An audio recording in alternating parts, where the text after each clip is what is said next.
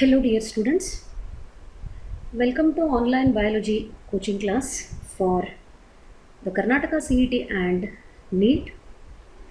Today in this video, I am going to discuss some multiple choice questions on the chapter Anatomy of Flowering Plants.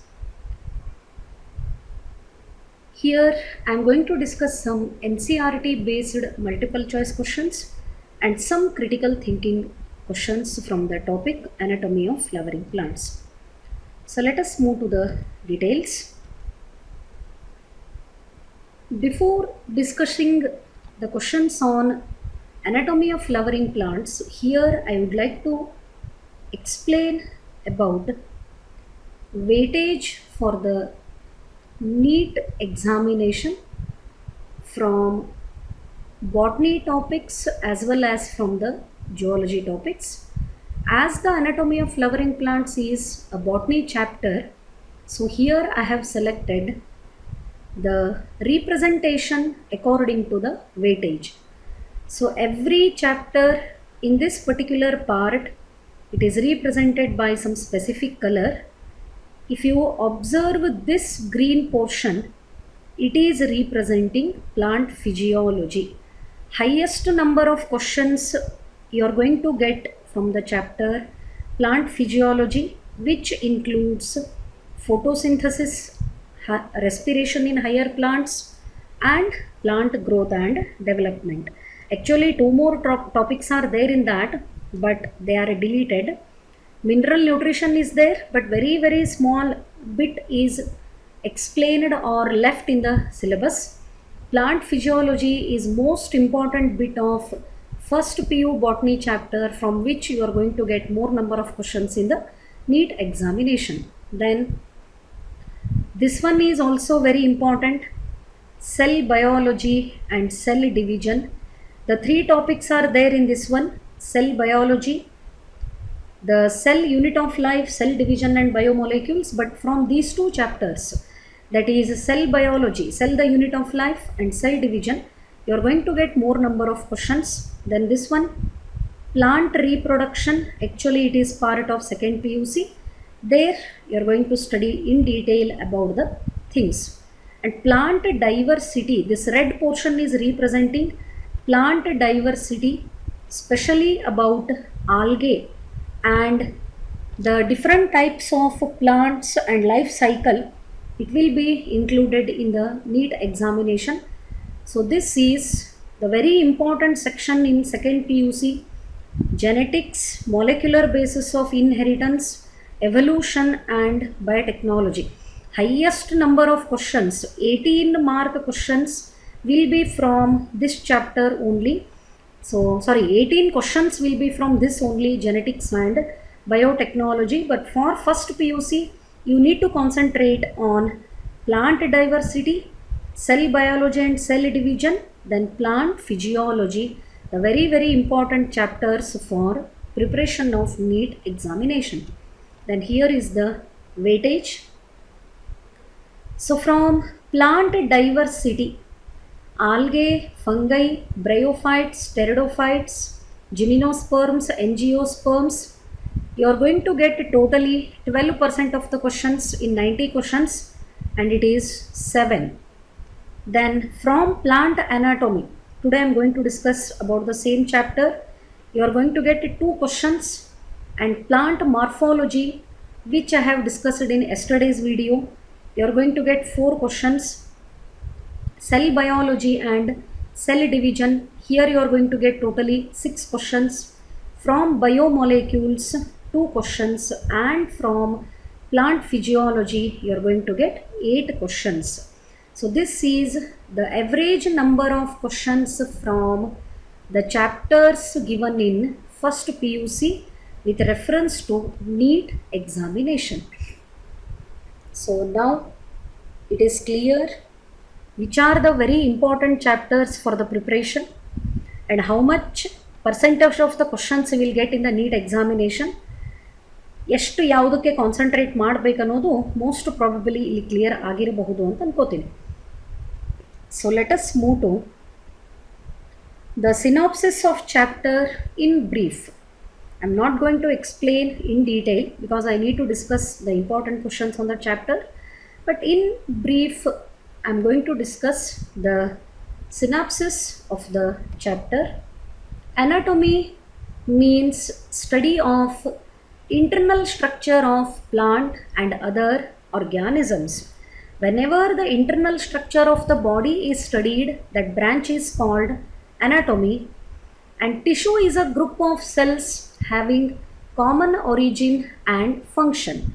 Whenever the group of cells are present, if all the cells of that group are having common origin and function, no doubt that group of cells is called tissue. Based on the capacity of cell division, the plant tissues are classified into two types. One is meristematic tissue and another is permanent tissue. This classification is made on the capability of cell division. In meristematic tissue, the cells are actively dividing. They have the ability to undergo continuous division. If the cells of a tissue have ability to undergo constant cell division, then only that tissue is called meristematic tissue. And in meristematic tissue, there are three types, and that classification is made on the basis of position in the plant body. Where exactly that meristematic tissue is located in the plant body, based on the position, the meristematic tissues are classified into three types. They are apical meristem, intercalary meristem, the lateral meristem, which is also known as secondary meristem. So this classification of the meristematic tissues is completely based on position in the plant body. And here is the image.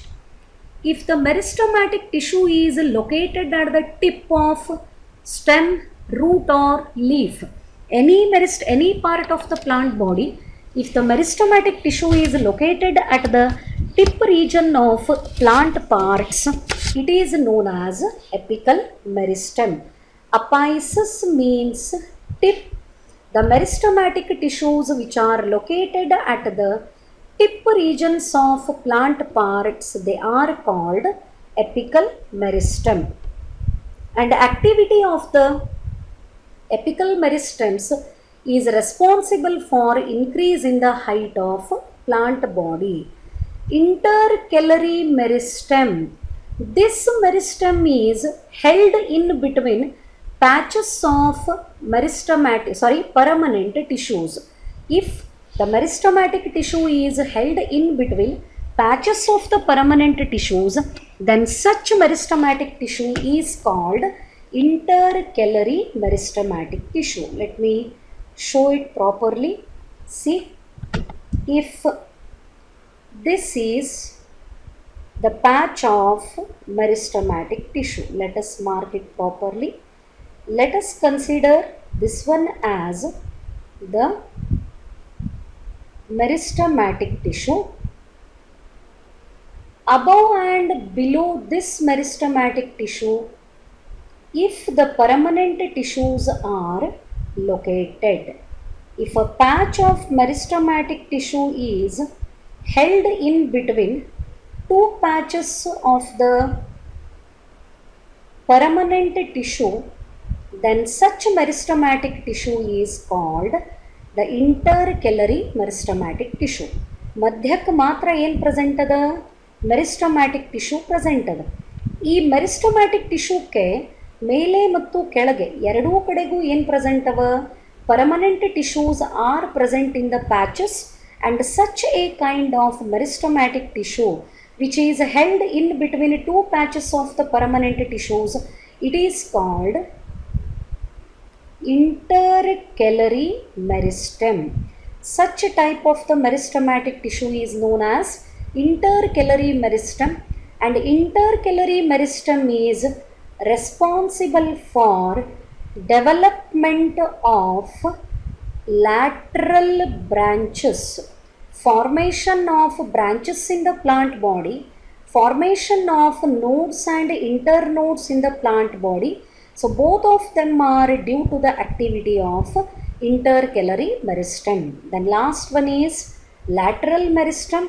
This lateral meristem is present parallelly to the main stem, and activity of lateral meristem increases diameter of stem, or biologically we can say it as girth of stem.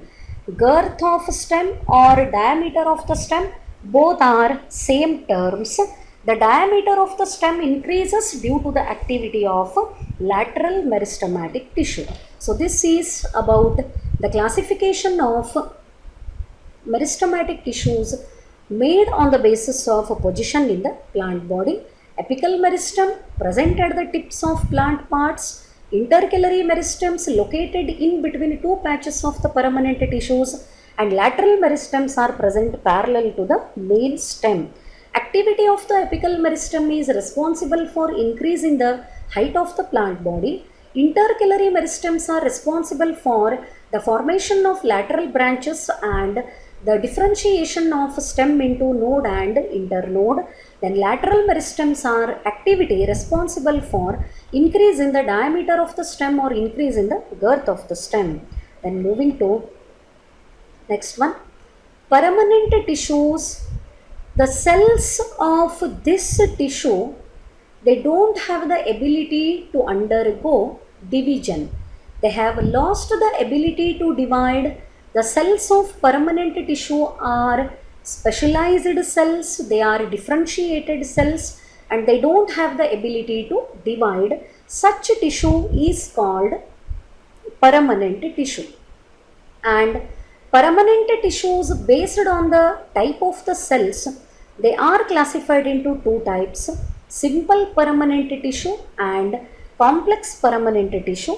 Simple permanent tissues are made up of similar type of the cells. All the cells of simple permanent tissue are of similar type. If the permanent tissue is made up of similar type of the cells, such permanent tissue is called simple permanent tissue. And simple permanent tissue is of three types: parenchyma, collenchyma and sclerenchyma. So based on its structure, simple permanent tissues are classified into three types: parenchyma, collenchyma and sclerenchyma. Then moving to these simple permanent tissues, parenchyma, cells are living at maturity. Cells are loosely arranged with well-developed intercellular spaces. The parenchyma is commonly known as fundamental simple permanent tissue. It is found distributed in all parts of the plant body. Therefore, parenchyma is known as fundamental simple permanent tissue. The cells of the parenchyma are living at maturity, and very important character of the parenchyma is presence of intercellular spaces. Because of the loose arrangement of the cells, well-developed intercellular spaces are found in parenchyma, which is main character of the parenchyma. Then collenchyma. The cells of the collenchyma are living at maturity. Here also cells are loosely arranged, but intercellular spaces in the collenchyma are deposited by a wall material called pectin, so that intercellular spaces are not free in case of collenchyma. In parenchyma, intercellular spaces remain completely free, but in collenchyma, intercellular spaces are present, but intercellular spaces are deposited by the material called pectin. So what is the character of parenchyma? In parenchyma, cells are living at maturity. Cells are living at maturity. And main character of parenchyma is presence of intercellular spaces. Here also in collenchyma, again cells are living at maturity, but here intercellular spaces are deposited by a wall material called pectin. So pectin is the material which is deposited in the intercellular spaces so that the corners are thickened. What is the common name of parenchyma? Parenchyma is commonly known as fundamental simple permanent tissue. Fundamental simple permanent tissue is the common name of parenchyma, and main function of the parenchyma is storage due to the presence of intercellular spaces. Collenchyma is commonly known as living mechanical tissue. Why it is called mechanical tissue? Because collenchyma provides support to smaller parts of the plant body. Here I will mention collenchyma is providing, or it provides support to smaller parts of plant body. So therefore the collenchyma is called mechanical tissue. Then sclerenchyma, here cells of the sclerenchyma are dead at maturity. That one is very interesting thing, because in sclerenchyma cell walls are deposited by lignin. Once the lignin is deposited on the cell wall, the water movement in and out of the cell completely stops, so the cell becomes dead. Here is the image of sclerenchyma, and whatever the cavity that you can observe in the sclerenchyma is called, this is called the lumen. The cavity which is present in the sclerenchyma cell, this cavity is known as lumen, and sclerenchyma is providing mechanical support to larger parts of the plant body, and it is commonly known as dead mechanical simple permanent tissue. And sclerenchyma provides mechanical support to the larger parts of the plant body. The sclerenchyma is providing mechanical support to larger parts of plant body. Collenchyma provides mechanical support to smaller parts of the plant body, but sclerenchyma is providing mechanical support to larger parts of the plant body. The common name of the sclerenchyma is dead mechanical simple permanent tissue. Common name of the collenchyma is living mechanical tissue, and common name of parenchyma is fundamental simple permanent tissue. Based on the shape, the sclerenchyma cells are of two types. One is fiber and another is sclerid. Fibers are having spindle shape, wider in the middle, tapering at the edges. So this shape is called spindle shape, and spindle shaped sclerenchyma cells are called fiber. Irregularly shaped sclerenchyma cells with different shapes, they are called sclerids. Even sclerids are known as stone cells. When you eat the guava fruit, that is peru ಹಣ್ಣು ತಿಂದಾಗ ಸ್ವಲ್ಪ ಸಿಪ್ಪೆ ಕಸರ್ ಹತ್ತುತ್ತದೆ ಬಾಯಿಯೊಳಗೆ ತಿನ್ಬೇಕಾದ್ರೆ. ಇವನ್ ಸಪೋಟ ಚಿಕ್ಕು ಹಣ್ಣು ತಿಂದಾಗೂ ಆ ಥರದ್ದು feel ಆಗ್ತದೆ. ಯಾಕೆ fruit pulp ತಿನ್ನಬೇಕಾದ್ರೆ ಕೆಲವೊಂದು fruit pulp, not all, banana, mango, they are having very very soft fruit pulp. Only guava and sapota is chikoo. ಇವು ತಿಂದಾಗ ಬಾಯಿಯೊಳಗೆ ಸ್ವಲ್ಪ ಕಸರ್ ಹತ್ತದ. That is due to the presence of sclereids. So these are the 3 types of simple permanent tissues. Then moving to the next one, complex permanent tissues. These are the permanent tissues which are made up of more than one type of the cells, but all the cells are working together as a unit. If the permanent tissue is made up of only one type of the cells, it is simple permanent tissue. If the permanent tissue is made up of more than one type of the cells, no doubt they are called complex permanent tissues, but all the cells are working together as a unit. ಎಲ್ಲ ಸೆಲ್ಗಳು ಸೇರಿಕೊಂಡು ಒಂದೇ unit, ಎಲ್ಲ ಸೇರಿಕೊಂಡು ಒಂದೇ ಫಂಕ್ಷನನ್ನು ಮಾಡ್ತಾವ. But ಬೇರೆ ಬೇರೆ ಥರದ ಸೆಲ್ಸ್ ಇರೋದ್ರಿಂದಾನೇ ಇದನ್ನು ಕಾಂಪ್ಲೆಕ್ಸ್ ಪರ್ಮನೆಂಟ್ ಟಿಶ್ಯೂ ಅಂತ ಕರೀತಾರೆ. Then there are two types in the complex permanent tissues. One is xylem and another is phloem. The xylem is made up of 4 cellular elements. The xylem consists of 4 cellular elements. One is tracheids. These two are the tracheids. They are also having spindle shape. Then second one is vessel, also known as trachea. Diameter of the vessels is more than that of tracheids. Therefore, vessels are most efficient water conductors as compared to that of tracheids. Xylem fiber, it is nothing but xylem sclerenchyma, and this one is the xylem fiber and xylem parenchyma. These are the 4 cellular elements which are present in the xylem. But among these 4 cellular elements, the fact is that tracheids, vessels and xylem fiber ಅಂದ್ರೂ ಒಂದೇ, xylem sclerenchyma ಅಂದ್ರೂ ಒಂದೇ, tracheids as well as vessels and xylem fibers. All the 3 cellular elements are dead at maturity. After growing completely, they are dead at maturity due to the deposition of lignin.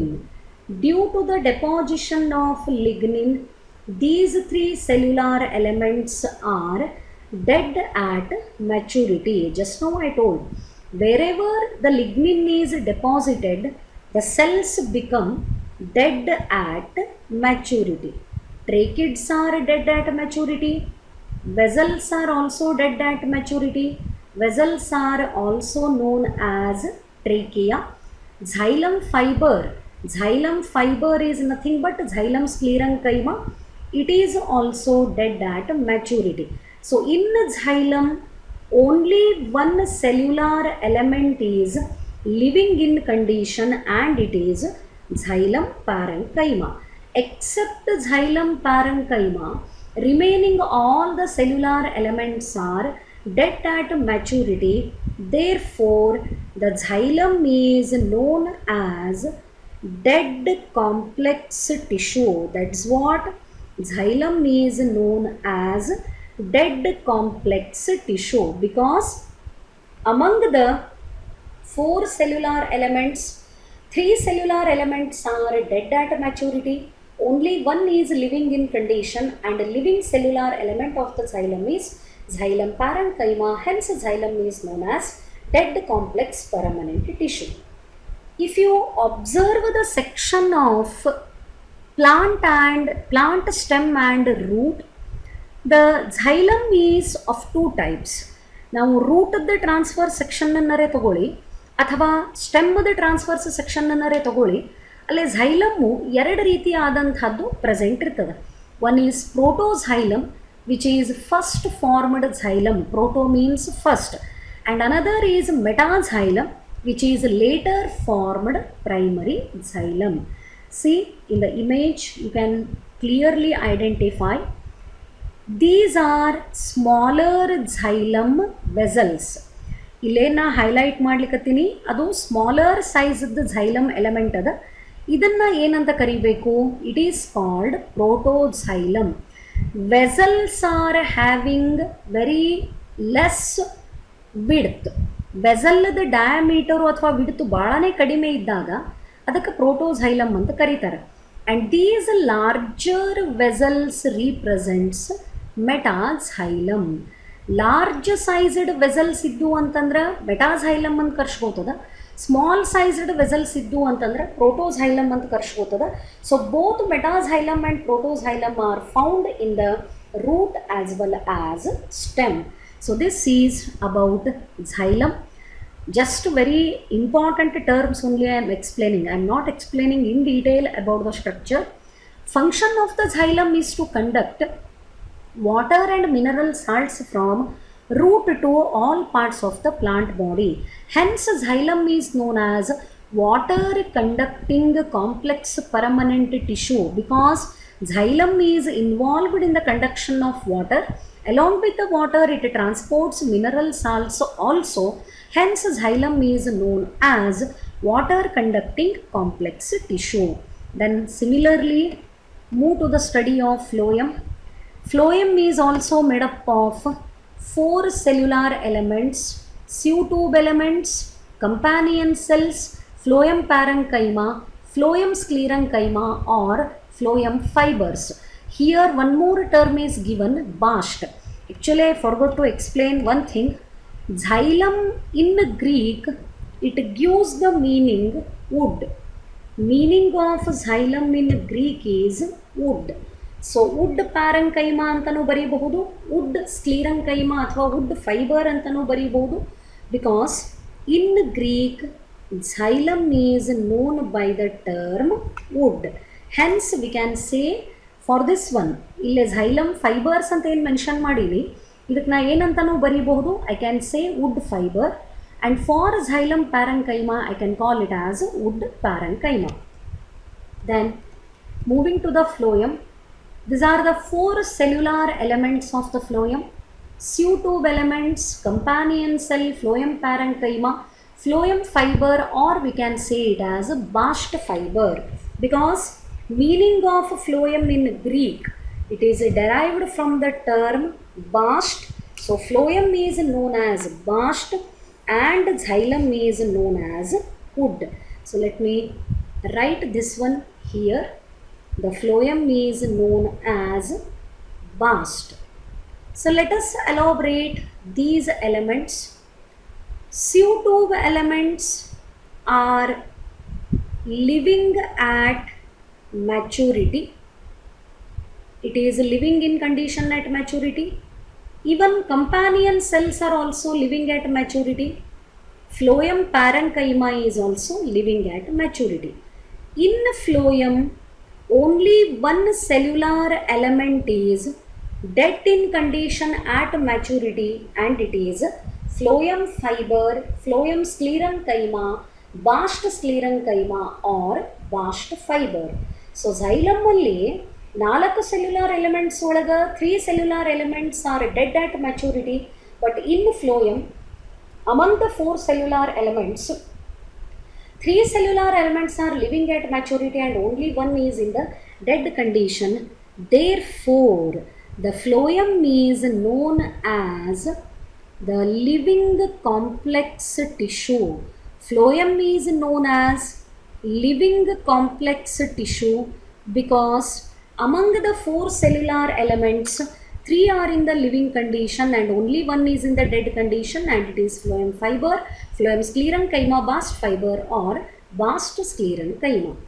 And the phloem is involved in the conduction of food. Therefore, phloem is known as food conducting complex tissue. As this is involved in the conduction of food, the phloem is known as food conducting tissue. ಇಲ್ಲಿ one more point ನಾನು ಹೇಳಲೇಬೇಕು. Sieve tube elements. The sieve tubes are without nucleus at maturity. The nucleus is absent in the sieve tubes. In the diagram you can see this tube-like structure is nothing but sieve tube element. ಈ sieve tube element ಎಲ್ಲಿರ್ತದೆ, ಅದರ ಜೊತೆಗೆ compulsorily ಏನು present ಇರ್ತದೆ, companion cell is present. ಒಂದು companion ಸೆಲ್ಲದ ಜೊತೆಗೆ ಒಂದು sieve tube element ಇದ್ದೇ ಇರ್ತದೆ, but companion cell is having nucleus. Companion cell ಒಳಗೆ ನ್ಯೂಕ್ಲಿಯಸ್ ಪ್ರೆಸೆಂಟ್ ಅದ. The nucleus of companion cell controls all the functionings and activity of sieve tube element. So this is the diagrammatic representation of the complex permanent tissue involved in the conduction of food, and it is nothing but phloem, whose meaning in Greek is vast. Then moving to tissue systems. When we consider plant body, there are three tissue systems are present. One is epidermal tissue system, which comprises only outermost protective coverings such as epidermis and epiblema. The related structures such as cuticle, trichome, guard cell, only outermost protective covering along with its structures such as cuticle. It is protective covering of leaf, trichome, hair-like structure growing on the epidermis of stem and leaf. Then guard cells, they are the parts of stomata, and stomata represents minute opening of the epidermis. So these structures are the parts of epidermal tissue system. Then second one is ground tissue system, and ground tissue system comprises structures like ground tissue, then cortex, pericycle and pith along with the mesophyll. What is that mesophyll?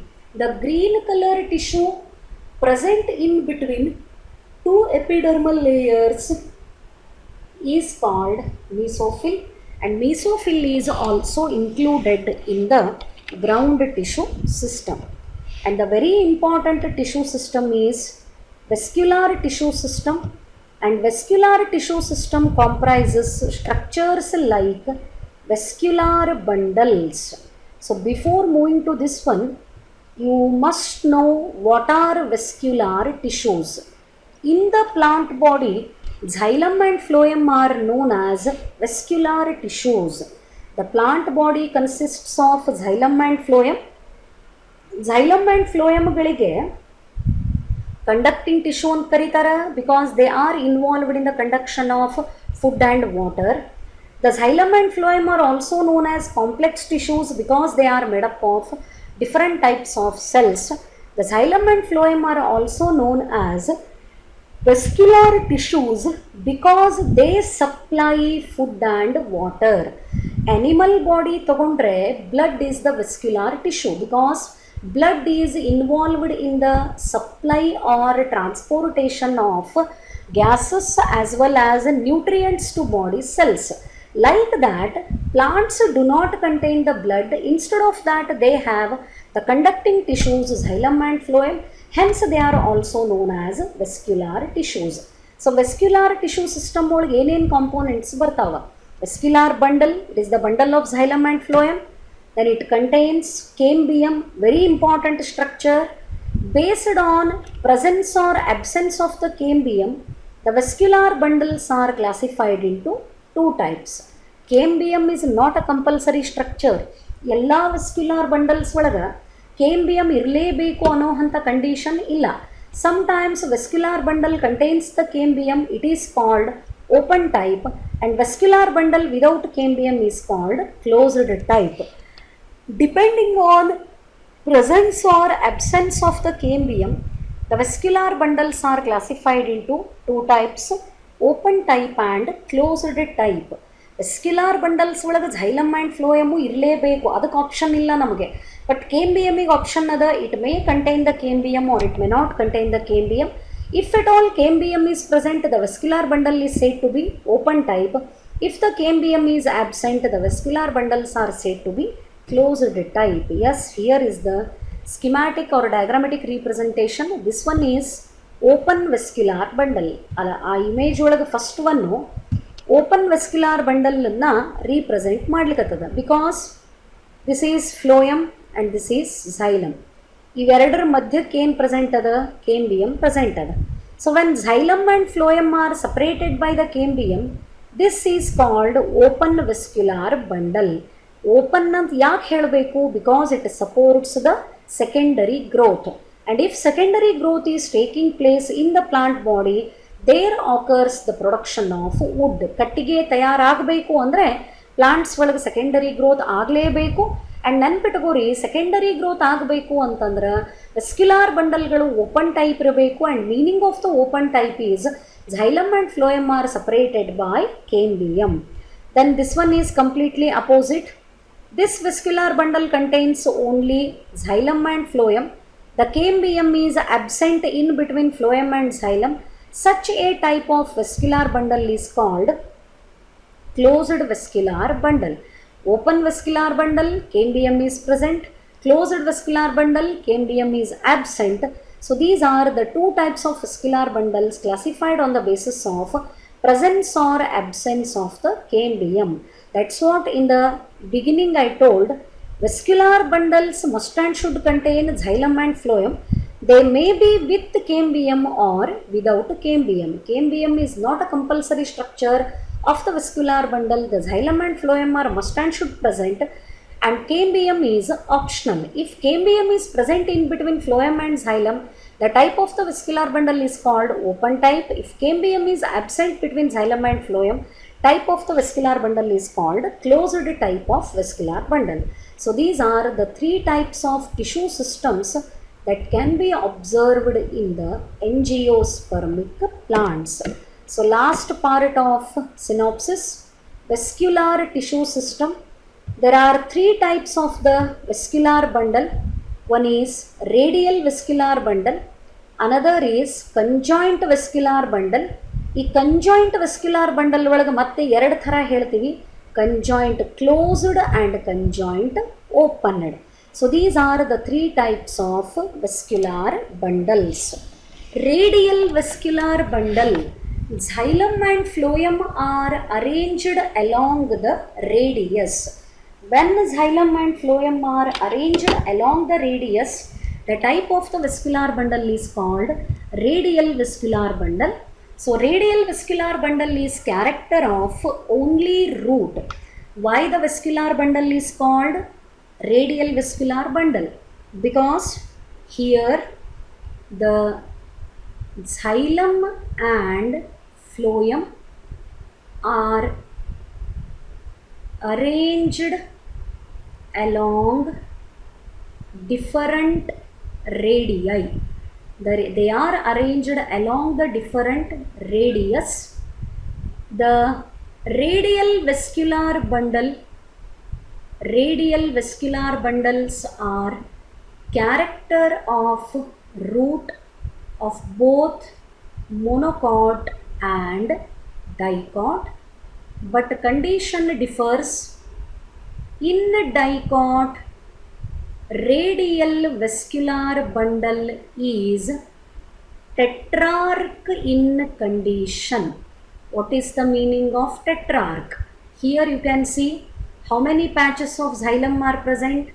Xylem is present in 4 patches and phloem is also present in 4 patches.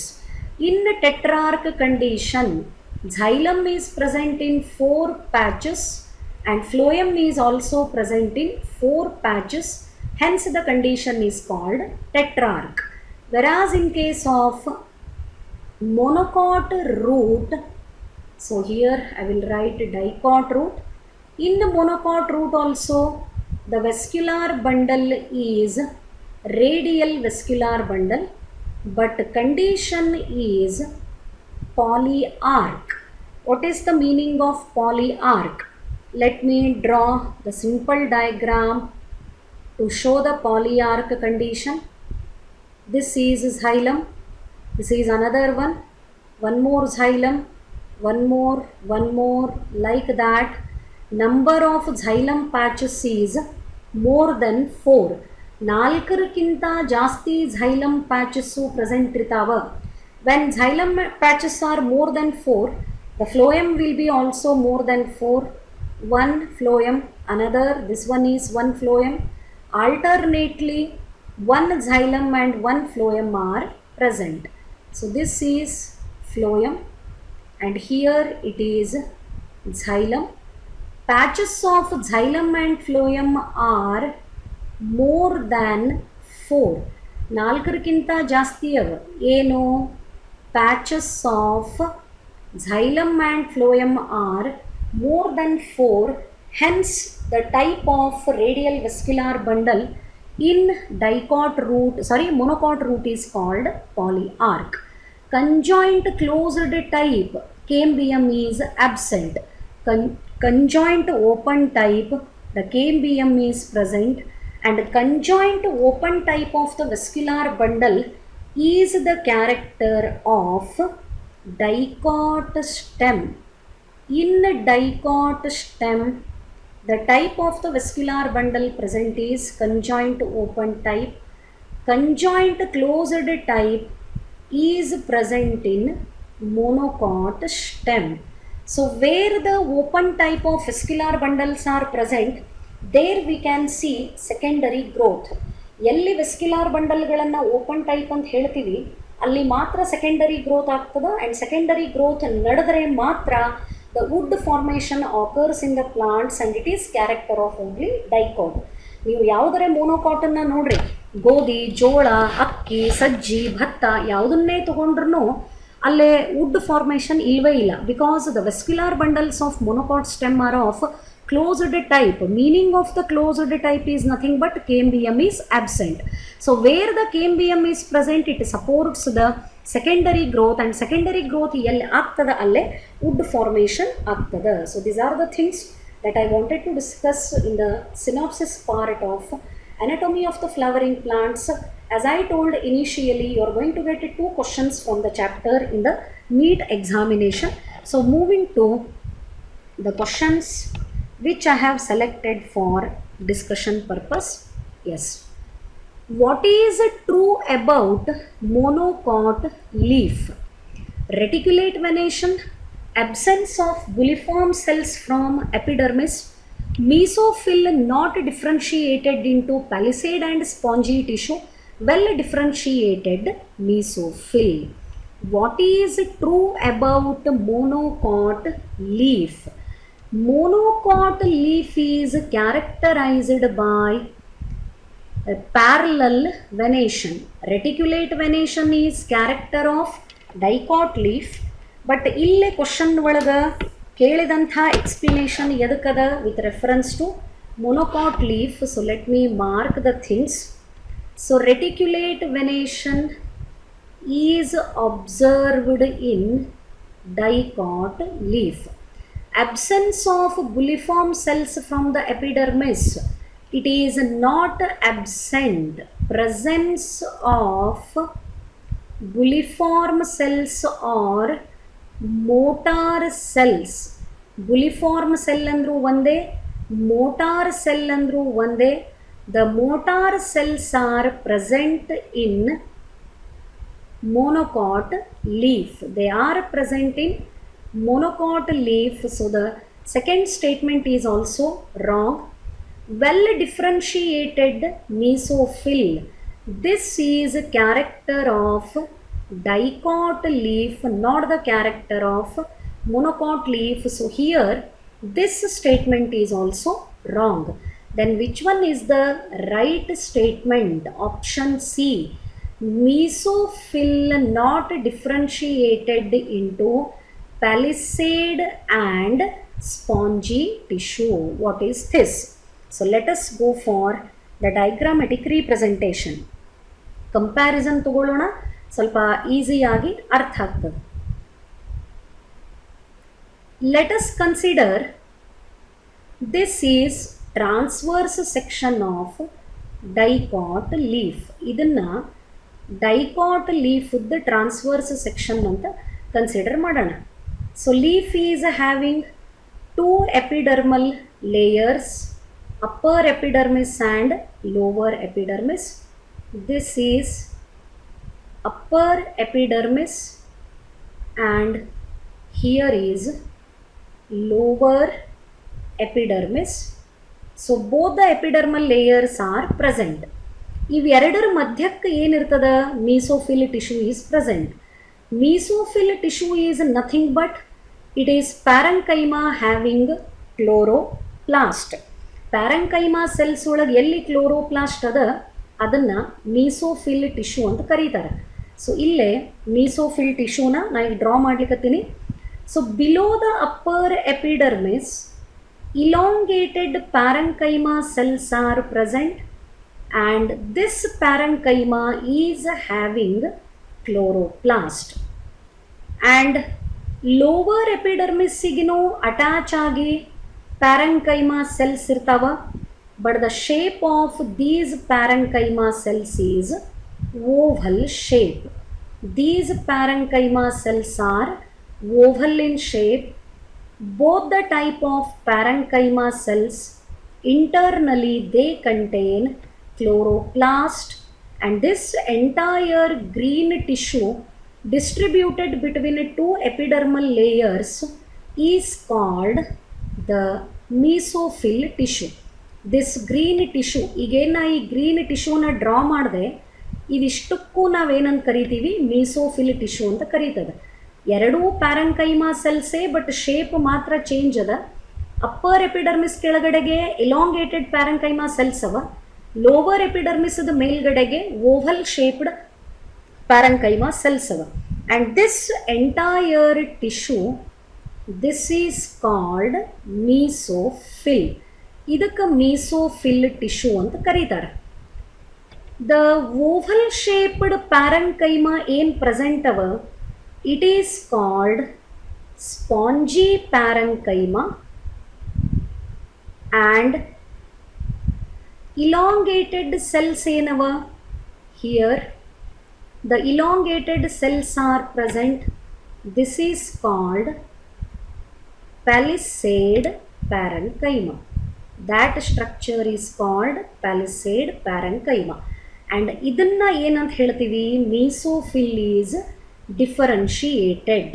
If mesophyll consists of palisade parenchyma and spongy parenchyma, it is said to be differentiated. Differentiated mesophyll is character of dicot leaf.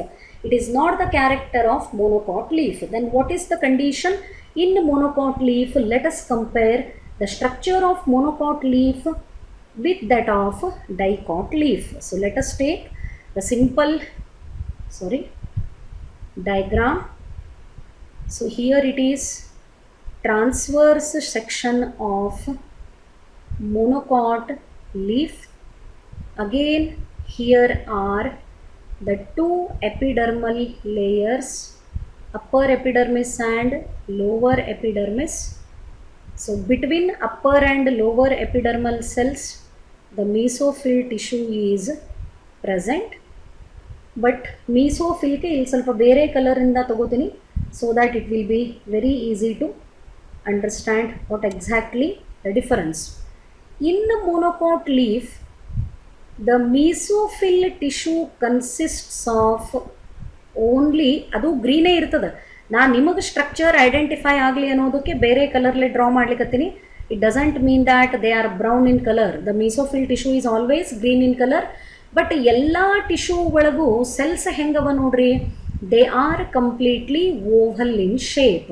So in monocot leaf mesophyll tissue is ಅನ್ಡಿಫರೆನ್ಷಿಯೇಟೆಡ್.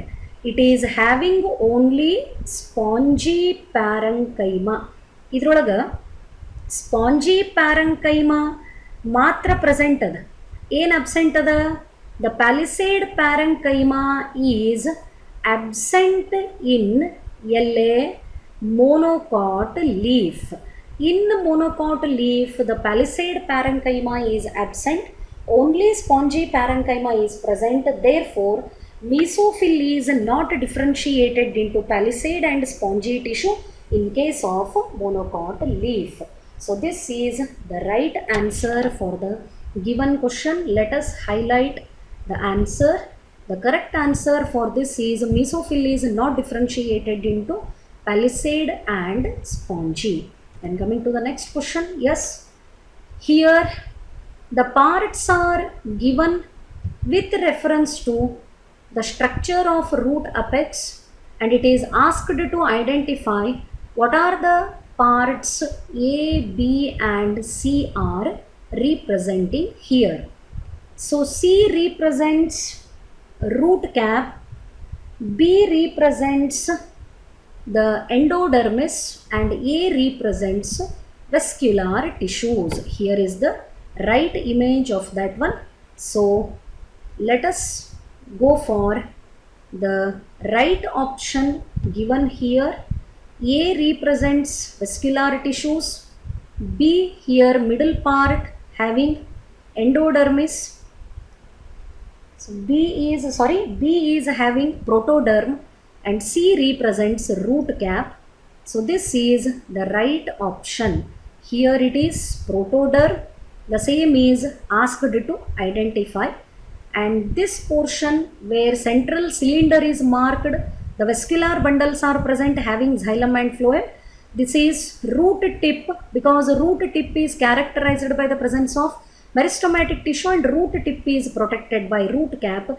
Therefore, the right option for the question is option A. Then, the cork cambium, cork and secondary cortex are collectively called phelloderm, phellogen, phellum and periderm. The answer for this question is periderm. What are these terms? ಏನು ನಮ್ಮ ಸಿಲೆಬಸ್ನಾಗ ಇರಲಾರ್ದು ಬಂದದೇನು ಅಂತ ಅನಿಸ್ಬಹುದು, but these are very important terms. Periderm is product of secondary growth in the outer region of the cortex. Extra stelar secondary growth ಅಂತ ಒಂದು type of secondary growth dicot ಒಳಗೆ ನಡೀತದೆ. ಯಾವಾಗ ಎಕ್ಸ್ಟ್ರಾ ಸ್ಟೀಲಾರ್ ಸೆಕೆಂಡರಿ ಗ್ರೋತ್ ನಡೀತದೆ, ಅಲ್ಲೇ 3 ಥರದ್ದು additional ಟಿಶ್ಯೂಸ್ಗಳು add ಆಗ್ತವೆ. One is phelloderm, also known as secondary cortex. Another is phellogen, known as cork cambium, and one more is phellum, which is called cork. The phellum, phellogen and phelloderm, these three together known as periderm, and remember they are produced as a result of extrastellar secondary growth. So what is this stellar region? What is the meaning of extrastellar secondary growth or intrastellar secondary growth? ಇದಂದ್ರೆ ಏನು, ಈ point clear ಆದರೆ ಇದ್ರದಷ್ಟು meaning ನಿಮಗೆ ಅರ್ಥ ಆಗ್ತದೆ. The vascular bundle, if it contains cambium, let us assume this is the vascular bundle and here is the cambium, meristematic tissue, this is phloem and this is xylem. ಯಾವಾಗಲೂ vascular bundle ಒಳಗೆ phloem ಮೇಲ್ಗಡೆಗಿರ್ತದೆ, xylem ಕೆಳಗಡೆಗಿರ್ತದೆ. When phloem and xylem are separated by cambium, the type of the vascular bundle is called open vascular bundle. And open vascular bundle ಎಲ್ಲಿ ಇರ್ತದೆ ಅಲ್ಲಿ ಏನಾಗ್ತದೆ, that structure is subjected to secondary growth. Compulsorily that part undergoes secondary growth. So ಒಂದು dicot stem ತಗೋರಿ ಅಥವಾ monocot stem ತಗೋರಿ, specially dicot ಸ್ಟೆಮ್ಮನ್ನು ತಗೊಂಡ್ರೆ ಕೆಲವೊಂದು ಪಾರ್ಟ್ಗಳು ಅಲ್ಲೇ ನಾನು ಹೈಲೈಟ್ ಮಾಡ್ತೀನಿ. So to understand what is stelar region and what is extra stelar region. So here is the transverse section of dicot stem. The image now I am going to explain is of dicot stem. Outermost covering is epidermis. Epidermis the ಕೆಳಗೆ hypodermis. Hypodermis is either made up of collenchyma or sclerenchyma, but in the dicot stem hypodermis is made up of collenchyma. Below the hypodermis, next region is called cortex. Cortex the innermost region ಗೆ endodermis ಅಂತ ಕರೀತಾರೆ. Epidermis is outermost layer, endodermis is innermost layer. The innermost layer of the cortex is called endodermis. ಈ ಎಂಡೋಡರ್ಮಿಸ್ಸಿಗೆ ಈ ಥರ vascular ಬಂಡಲ್ಗಳು attach ಆಗಿರ್ತವೆ. ಎಲ್ಲೇ in case of dicot stem. And these structures are nothing but vascular bundle. ಈ ಎಂಡೋಡರ್ಮಿಸ್ದ ಕೆಳಗಡೆ region ಏನು ಬರ್ತದ, ಈ ರೀಜನ್ನಿಗೆ ಸ್ಟೀಲಾರ್ ರೀಜನ್ ಅಂತ ಕರೀತಾರೆ.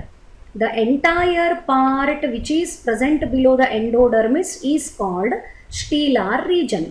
Stellar region ಒಳಗೆ ಏನು ಪ್ರೆಸೆಂಟ್ ಅವ, vascular bundles. And what kind of the vascular bundles are present in the dicot stem? They are of open type.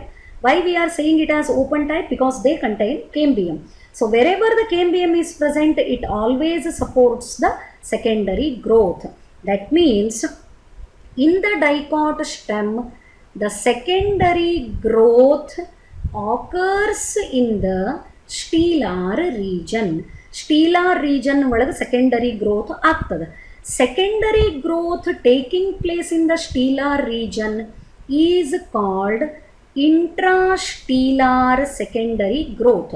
ಸ್ಟೀಲಾರ್ region ಒಳಗೇನು ಸೆಕೆಂಡರಿ ಗ್ರೋತ್ ನಡೀತದ ಅದನ್ನೇನಂತ ಕರೀತಾರ, ಇಂಟ್ರಾಸ್ಟೀಲಾರ್ ಸೆಕೆಂಡರಿ ಗ್ರೋತ್ ಅಂತ ಕರೀತಾರ. But in dicot stem the secondary growth is also taking place in the cortex. Cortex ಎಲ್ಲದ? Stelar region ಹೊರಗಡೆಗದ. Stelar region ಹೊರಗಡೆಗೆ cortex ಇರೋದ್ರಿಂದ even in the cortex also the secondary growth takes place, but this is called extrastellar secondary growth. ಇದನ್ನ extrastellar secondary growth ಅಂತ ಕರೀತಾರೆ. And extrastellar secondary growth ಆದಾಗ ಈ ಮೂರು ಹೊಸ ಟಿಶ್ಯೂ ಪ್ರೊಡ್ಯೂಸ್ ಆಗ್ತವೆ, cork, cambium and secondary cortex. These three together known as periderm. So the right answer for this question is option C. So moving to yes, ಇದಲ್ಲೇ ಬಹಳ ನೀಟಾಗಿ ಈ ಸ್ಟ್ರಕ್ಚರ್ಗಳು ಹೈಲೈಟ್ ಆಗ್ಯಾವ. Phelloderm, phellogen and phellem, these three together represent the bark. Bark ಅಂದ್ರೆ ತೊಗೋಟೆ. Heartwood differs from sapwood, presence of rays and fibres, absence of vessels in parenchyma, having dead and non-conducting elements, being susceptible to pest and pathogen. So heartwood and sapwood ಏನು ಹಿಂಗಂದರೆ, most ಪ್ರೊಬೆಬಲಿ ನೀವು ಯಾವುದರೇ ಈ ದೊಡ್ಡ ದೊಡ್ಡ ಗಿಡದ ಸ್ಟೆಮ್ಮನ್ನು cut ಮಾಡಿಕೊಂಡು ತೊಗೊಂಡು ಹೋಗ್ತಿರ್ತಾರಲ್ಲ ದೊಡ್ಡ ದೊಡ್ಡ ಟ್ರಾನ್ಸ್ಪೋರ್ಟೇಷನ್ ವೆಹಿಕಲ್ಸ್ ಒಳಗೆ, ಅಲ್ಲಿ ನೀವೇನಾರೇ ಅದ್ರದ್ದು ಅಬ್ಸರ್ವ್ ಮಾಡಿದರೆ, if this is the end portion of stem, ಇದು ಕಡದಂಥ ಸ್ಟೆಮ್ಮದು ಎಂಡ್ ಪೋರ್ಷನ್ ಅಂತ ತಿಳ್ಕೊರಿ. ಅಲ್ಲೇ ನಿಮಗೆ ಭಾಳಷ್ಟು ಹಿಂಗೆ ಸರ್ಕಲ್ಸ್ ಕಾಣಿಸ್ತಿರ್ತಾವೆ. ಬಟ್ ಸೆಂಟರ್ ಒಳಗೆ ಮಾತ್ರ ಸ್ವಲ್ಪ ಡಾರ್ಕ್ ಕಲರದ್ದು ಪ್ಯಾಚ್, ಒಂದು ರೌಂಡ್ ಪೋರ್ಷನ್ ಕಾಣಿಸ್ತಿರ್ತದೆ ವುಡ್ ಒಳಗೆ, ಕಟ್ಟಿಗೆ ಒಳಗೆ. And this is called heartwood. ಇದನ್ನೇ ಹಾರ್ಟ್ ವುಡ್ ಅಂತ ಕರೀತಾರೆ, which is centrally located. Around the heartwood light colour wood is present. ಒಂದು ಸ್ವಲ್ಪ ಲೈಟ್ ಕಲರ್ ಇದ್ದಿರ್ತದೆ, ಇದನ್ನು ಸ್ಯಾಪ್ ವುಡ್ ಅಂತ ಕರೀತಾರೆ. Both of them are produced as a result of secondary growth in the stelar region. Stelar region ಒಳಗೆ secondary growth ಆದಾಗ ಈ ಎರಡು ಥರದ್ದು ವುಡ್ಗಳು ಪ್ರೊಡ್ಯೂಸ್ ಆಗ್ತವೆ. ನಾನು ಆಗಲೇ ಹೇಳಿದೆ, stelar region is present below the endodermis and stelar region is having vascular bundles. ಯಾವಾಗ ಸ್ಟೀಲಾರ್ ರೀಜನ್ ಒಳಗೆ ಸೆಕೆಂಡರಿ ಗ್ರೋತ್ ಆಗ್ತದೆ, ಇವೆರಡೂ ಪ್ರೊಡ್ಯೂಸ್ ಆಗ್ತವೆ. And interesting fact is that both of them are representing secondary xylem. Sapwood and heartwood, both of them are representing the secondary xylem. But heartwood, it is dark in color, brownish ಇರ್ತದೆ, blackish ಇರ್ತದೆ. Chocolate brown ಅಂತ ಹೇಳಿದ್ರು ತಪ್ಪಾಗ್ಲಿಕ್ಕಿಲ್ಲ, ಇದು dark colour ಇರ್ತದೆ. And heartwood ಒಳಗೆ dead and non conducting xylem is present. Heartwood ಒಳಗೆ ಏನು xylem ಅದ, it is the xylem of heartwood is blocked by oil sand tannins. Oil sand tannins are produced in the plant body. ಅವೆಲ್ಲ ಇದ್ರೊಳಗೆ ಸೇರಿಕೊಂಡು block ಮಾಡಿಬಿಟ್ಟಿರ್ತಾವೆ. So that the right answer for this question is the heartwood is having dead and non-conducting elements. ಅಂದರೆ ಇದರೊಳಗೆ xylem ಇದ್ರೂ ಕೂಡ ಅದು ಏನು ಮಾಡಂಗಿಲ್ಲ, it is unable to conduct the water. The same explanation I have given here and it is the image. Yes, ನೀವು wood ಪೋರ್ಷನನ್ನು even saw mill ಒಳಗೂ ನೋಡಬಹುದು. ಇಲ್ಲೇ ನಡಬರ್ಕ್ ಏನು ಡಾರ್ಕ್ ಕಲರ್ ಪೋರ್ಷನ್ ಕಾಣಿಸ್ತದಲ್ಲ, this one is heartwood. ಇಲ್ಲೇ surrounding light colour portion ಏನು ಕಾಣಿಸ್ತದಲ್ಲ, this is sapwood. Both of them are representing the secondary xylem. But heart wood ಒಳಗೆ ಇರೋವಂಥ ಝೈಲಮ್ ಒಳಗೆ ಆಯಿಲ್ ಆ್ಯಂಡ್ ಟ್ಯಾನಿನ್ಸು ಡೆಪಾಸಿಟ್ ಆಗಿ ಇದ್ರದ್ದೆಲ್ಲ structure block ಆಗಿರ್ತದೆ. So heartwood is not involved in the conduction of water and mineral salts. ಇಲ್ಲ ಇನ್ನೂ ಒಂದು ಪಾಯಿಂಟ್ನ ಹೇಳಲಿಕ್ಕೆ ಇಷ್ಟಪಡ್ತೀನಿ. ಈಗ ಹೊರಗಡೆಗೆ ಇನ್ನೊಂದು ಲೇಯರ್ ಸ್ಯಾಪ್ ವುಡ್ ಪ್ರೊಡ್ಯೂಸ್ ಆಯಿತು ಅಂತ ತಿಳ್ಕೊಳ್ಳೋಣ. One layer of sapwood ಹೊರಗಡೆಗೆ ಎಕ್ಸ್ಟೆಂಡ್ ಆದರೆ one layer of heartwood is internally extended. ಅಂದ್ರೆ ಒಂದು ಲೇಯರ್ ಆಫ್ ಹಾರ್ಟ್ ವುಡ್ ಒಳಗೆ ಜಾಸ್ತಿ ಆದಂಗೆ ಒಂದು ಲೇಯರ್ ಆಫ್ ಸ್ಯಾಪ್ ವುಡ್ ಹೊರಗಡೆಗೆ ಜಾಸ್ತಿ ಆಗ್ತದೆ. And the diameter of stem will be increasing year by year due to the activity of cambium. ಅದಕ್ಕೆ ಕೇಂಬಿಯಮ್ಮಿಗೆ ಲ್ಯಾಟ್ರಲ್ ಮೆರಿಸ್ಟಮ್ಯಾಟಿಕ್ ಟಿಶ್ಯೂ ಅಂತ ಕರೀತಾರೆ, which increases the diameter of the stem. Then moving to next one, barley stem. In barley stem, vascular bundles are closed and scattered, open and in a ring, closed and radial, open and scattered. Barley is a monocot. Barley belongs to the monocotyledon, and in monocots vascular bundles are scattered. ನಾನು ಆವಾಗಲೇ ನಿಮಗೆ ಎಲ್ಲೇ here S dicot stem ಒಳಗೆ ಈ ಡೈಗ್ರಾಮನ್ನು ತೋರಿಸಿದೆ. ಇಲ್ಲೇನಾಗ್ಯಾವ, all the vascular bundles are arranged in the form of ring. Dicot stem ಒಳಗೆ ಮಾತ್ರ ಎಲ್ಲ ವೆಸ್ಕ್ಯುಲಾರ್ ಬಂಡಲ್ಸು ಒಂದು ರಿಂಗ್ ಒಳಗೆ ಅರೇಂಜ್ ಆಗಿರ್ತಾವೆ. But in monocot stem the vascular bundles are scattered. In between ಎಲ್ಲಿ ಬೇಕಲ್ಲಿ ವೆಸ್ಕ್ಯುಲಾರ್ ಬಂಡಲ್ಸು ಗ್ರೌಂಡ್ ಟಿಶ್ಯೂ ಒಳಗೆ locate ಆಗಿರ್ತಾವೆ. And remember, the vascular bundles of the monocot do not contain cambium. That is why in any monocot we cannot see the development of wood. ಯಾವುದು ಬೇಕಾದ ಮೊನೊಕಾಟನ್ನು ತಗೋರಿ, ಇವನ್ coconut ಎಷ್ಟು ವರ್ಷ ಗಿಡ ಹಚ್ಚಿದ್ರೂ coconut ಒಳಗೆ ಕಟ್ಟಿಗೆ ಆಗಲಿಕ್ಕೆ ಸಾಧ್ಯನೇ ಇಲ್ಲ. ಬಿಕಾಸ್ ಯಾವುದನ್ನು ನಾವು ಮೊನೊಕಾಟ್ ಅಂತ ಹೇಳ್ತೀವಿ, in all the monocots the vascular bundles are of closed type. What is the meaning of closed type? The vascular bundle is said to be closed type when it does not contain the cambium or vascular cambium. ಎರಡು ಒಂದೇ. vascular cambium ಅಂತ ಯಾಕೆ ಕರಿಬೇಕು ಅಂದ್ರೆ because it is present between xylem and phloem, and xylem and phloem are known as vascular tissues as they are supplying food and water to all parts of the plant body. But monocot ಒಳಗೆ vascular bundles closed ಅವ, and you can see they are distributed here and there. Proper arrangement ಅಂತ ಇಲ್ಲ, ಎಲ್ಲ ಕಡೆಗೂ distribute ಆಗ್ಯಾವ. Therefore the right answer for this question is vascular bundles are closed and scattered. And this one is interesting. ಮೊನೊಕಾಟದೊಳಗೆ ಇರೋವಂಥ vascular ಬಂಡಲ್ಲಿಗೆ human skull type of vascular bundle ಅಂತ ಕರೀತಾರೆ.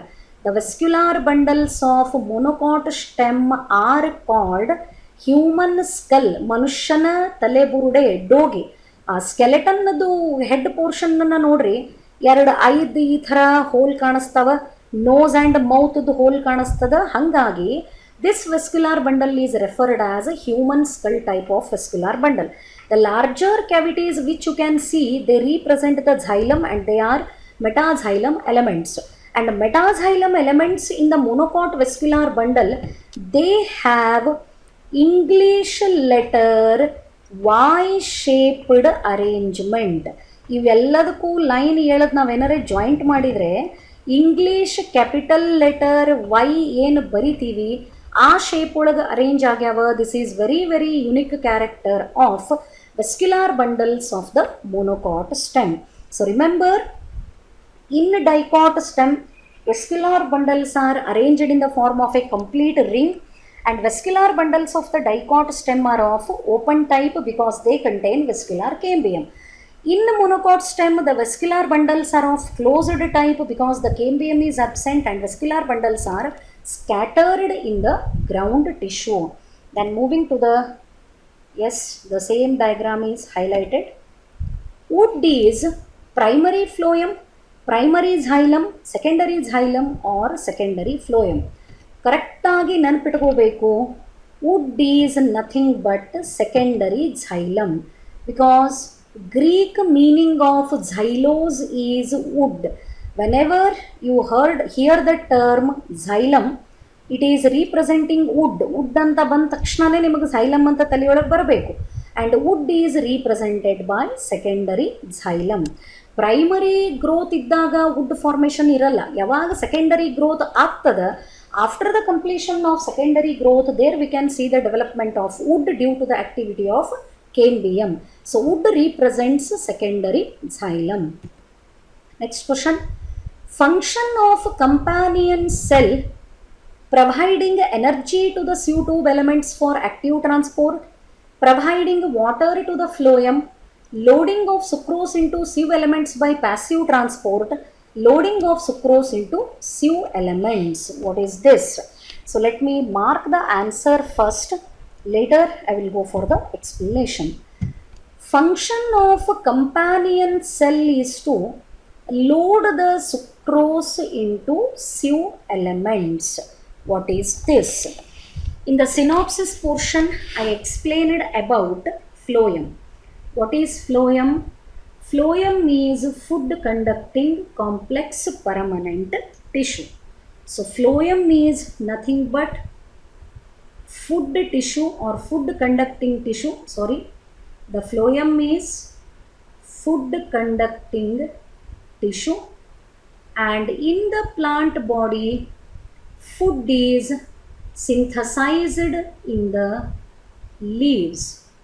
The leaves are, the food is synthesized in the leaves because leaf contain the green pigment called chlorophyll. So due to the presence of mesophyll tissue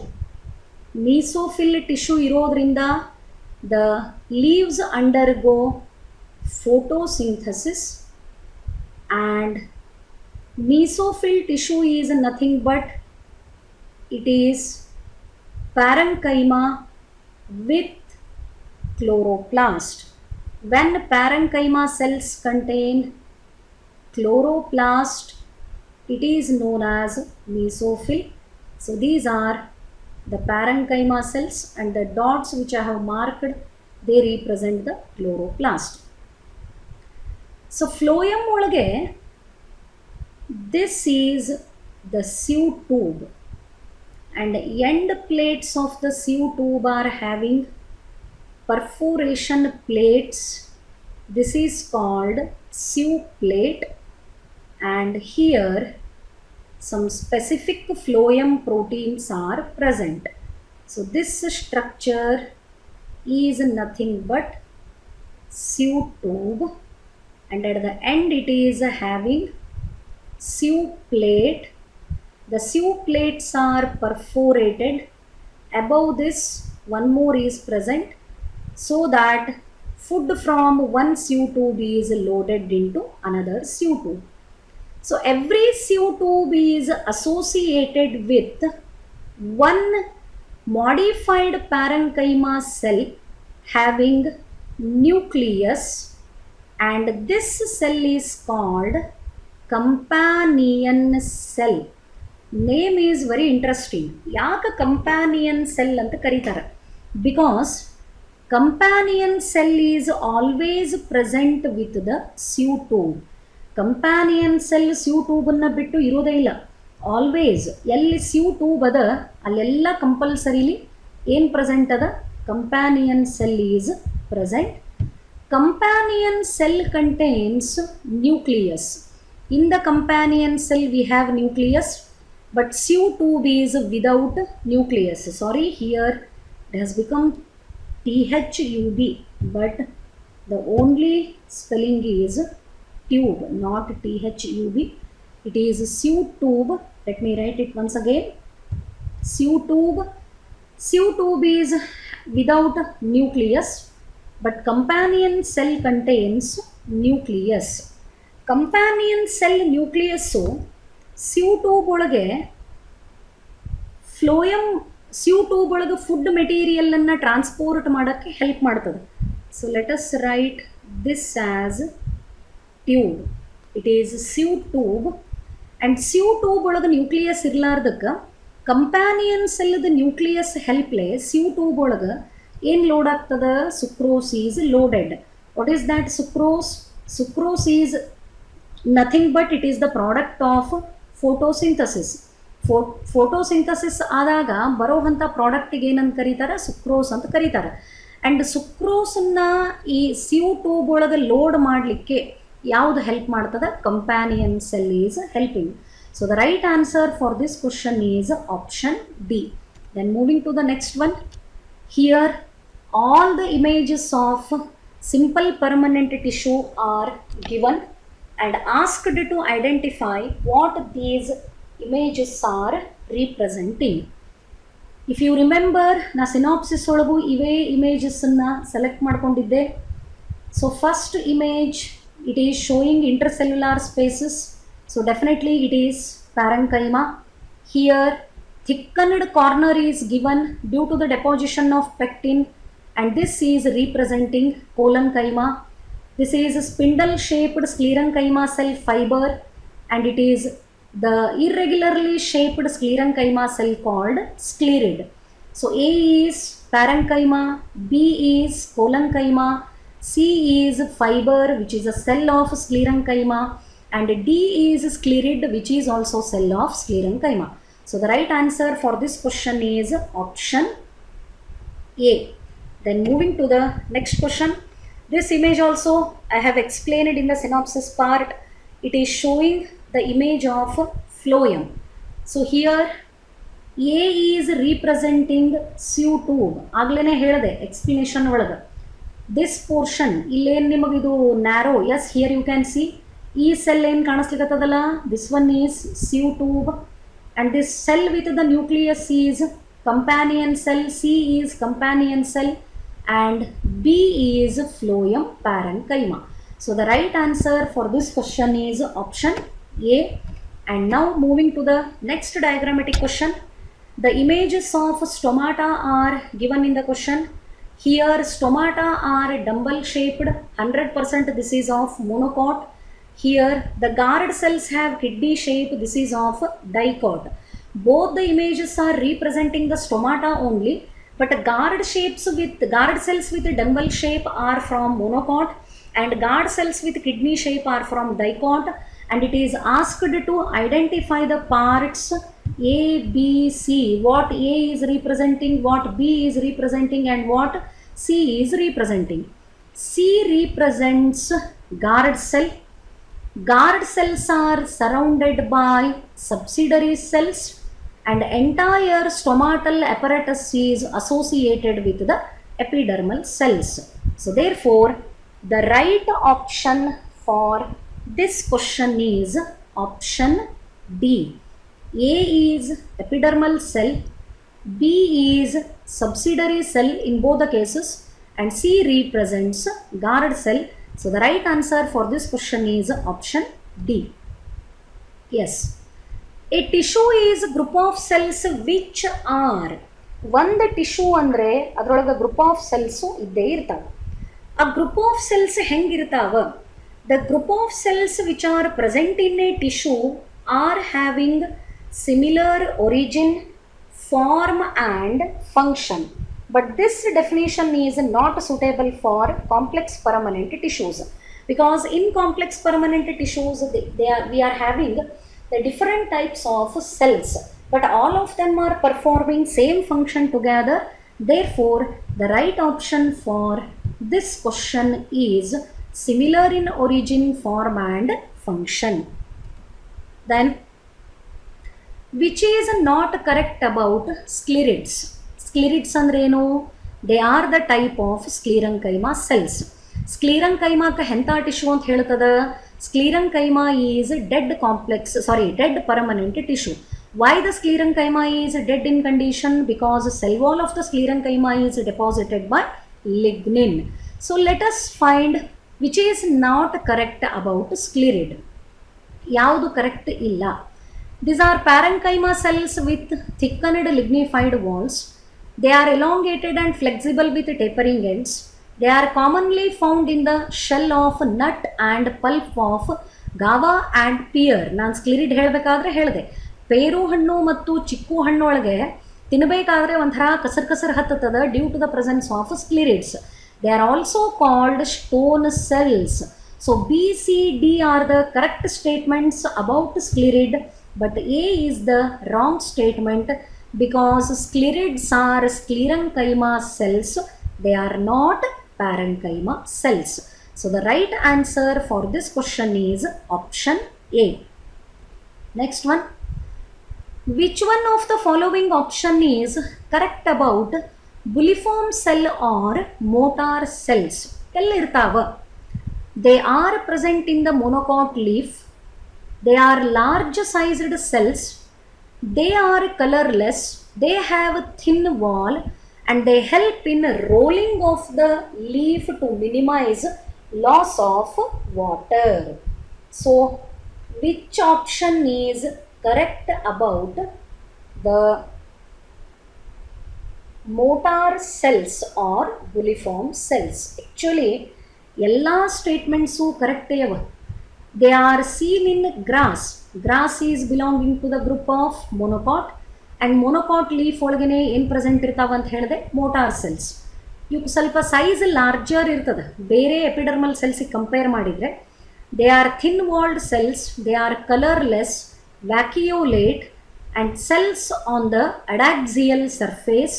They help in rolling of the leaf to minimize the loss of water when it is flaccid. ಅಂದರೆ water availability ಕಡಿಮೆ ಇದ್ದಾಗ cells ಲೀಫನ್ನ roll ಮಾಡ್ಕೊಂಡ್ಬಿಡ್ತದೆ. ಈಗ ಬಾಳೆ ಎಲೆ roll ಆಗಿರ್ತದೆ. If U C ಆ ಎಲೆನ roll ಮಾಡೋಕ್ಕೆ ಯಾವ ಸೆಲ್ಸ್ ಹೆಲ್ಪ್ ಮಾಡ್ತಾವ?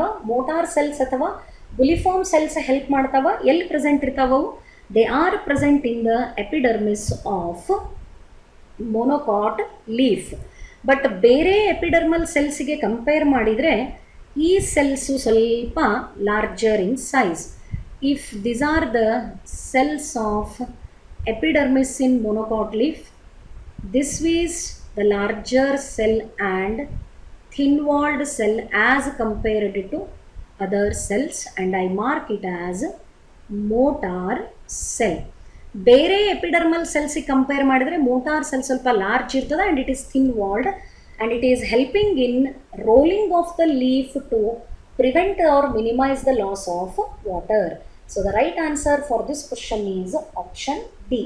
Then moving to the next question. Lignin is important constituent in the cell wall of phloem, parenchyma, cambium, xylem. Remember, phloem is living in condition, parenchyma is also living in condition, cambium is responsible for secondary growth because the cells of the cambium are meristematic in nature and meristematic cells are also living in condition. ಯಾವ cell living ಅಂತ ಹೇಳ್ತೀವಿ ಅಲ್ಲೇ lignin ಇರಲ್ಲ. ಝೈಲಮ್ಮಿಗೆ ಏನಂತ ಹೇಳಿದೆ? Dead complex permanent tissue due to the deposition of lignin. So xylem is the tissue where we can see the deposition of lignin in the cell wall. So the right answer for this question is xylem. Next, which of the following statements is not correct about xylem? ಝೈಲಮದ ಬಗ್ಗೆ ಒಂದಿಷ್ಟು ಸ್ಟೇಟ್ಮೆಂಟ್ಗಳನ್ನು ಇಲ್ಲಿ in the form of option ಕೊಟ್ಟದ. ಇದರೊಳಗೆ ಯಾವ statement ಝೈಲಮ್ಮಿಗೆ correct ಇಲ್ಲ ಅಂತ ಪ್ರಶ್ನೆ. It is a conducting tissue for water and minerals from root to stem and leaves. Of course it is correct because function of the xylem is conduction of water. It also provides mechanical strength to the parts, plant parts. Xylem ಯಾಕೆ mechanical ಸ್ಟ್ರೆಂತನ್ನು ಕೊಡಬಹುದು? Because xylem ಒಳಗೆ xylem sclerenchyma present ಅದ and sclerenchyma provides mechanical support. It is composed of 4 different types of elements: tracheids, companion cell, xylem fiber and xylem parenchyma. This statement is wrong about xylem because xylem ಒಳಗ, let me mark the answer. This is the wrong statement given about xylem. Xylem ಒಳಗ tracheids present ಅವ, xylem ಒಳಗ fiber present ಅದ, parenchyma present ಅದ, but companion cell is not the element of xylem. Then last point, hope you remember, gymnosperms the character ಒಳಗೆ ಇದು ಬಹಳ important. Gymnosperms lack vessel in their xylem. Gymnosperms the xylem ಒಳಗೆ vessels present ಇರುವುದಿಲ್ಲ. So the right option for this one is option C. ಯಾವ statement wrong ಅದ? The wrong statement is option C because companion cells are present in the phloem.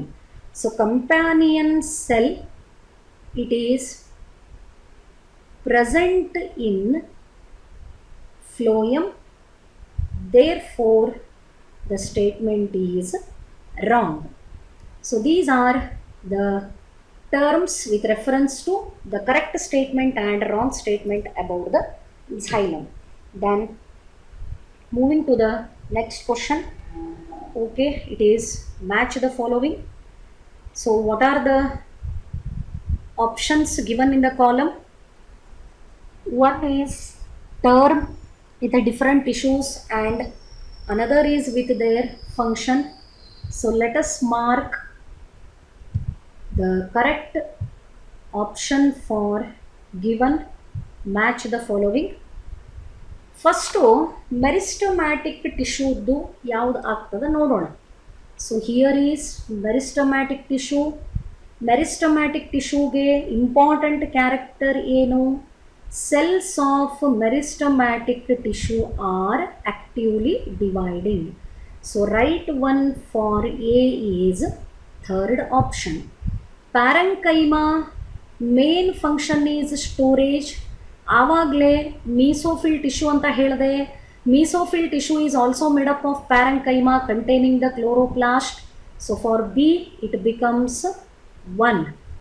Collenchyma is providing mechanical support to smaller parts of the plant body. So for collenchyma it is second one. Sclerenchyma, type of the sclerenchyma cell ಬಗ್ಗೆ ಕೊಟ್ಟದ್ದದ, it is sclerid. Then ಉಳಿತ ಯಾವುದು? Stomata. Stomata are the part of epidermal tissue system. So this one is the correct match the following. Let us find for A it is third, B 1, C 2, D 5th and for E it is 4th. So right option for this one is option B. Then moving to, yes, again match the following it is, because in NEET examination 6 different types of questions you are going to get. Some questions will be based on a definition, some questions will be statement type, some questions will be wrong or right, true or false, or which one is right and which one is wrong. Match the following assertion and diagram based questions. So that some of the match the following we need to discuss while discussing the questions on NEET for any chapter. Spring wood also called early wood, autumn wood also called late wood. ಏನಿವೆಲ್ಲ terms wood ಅಂತ ಬಂದದ ಮತ್ತೆ, ಹೌದಾ? So spring wood, it is secondary xylem produced during spring season by the activity of cambium. The secondary xylem produced during the spring season by the activity of cambium is called spring wood. And remember, during spring season the cambium remains more active. During spring season the cambium remains more active and produces more secondary xylem, it is known as spring wood. ಇನ್ನೊಂದು another term is given and it is nothing but autumn wood. Autumn wood is also secondary xylem produced during autumn season. ಎರಡು season ಒಳಗೆ, ಒಂದು spring season and another is autumn season by the activity of cambium. So cambium activity of cambium ಎರಡು ಥರದ secondary ಝೈಲಮು produce ಆಗ್ತದೆ. ಒಂದು spring wood, ಇನ್ನೊಂದು ಅಟಮ್ನ wood. During ಅಟಮ್ನ season ಬಂದಾಗ cambium is less active, ಭಾಳ ಕೆಲಸ ಮಾಡಲ್ಲ.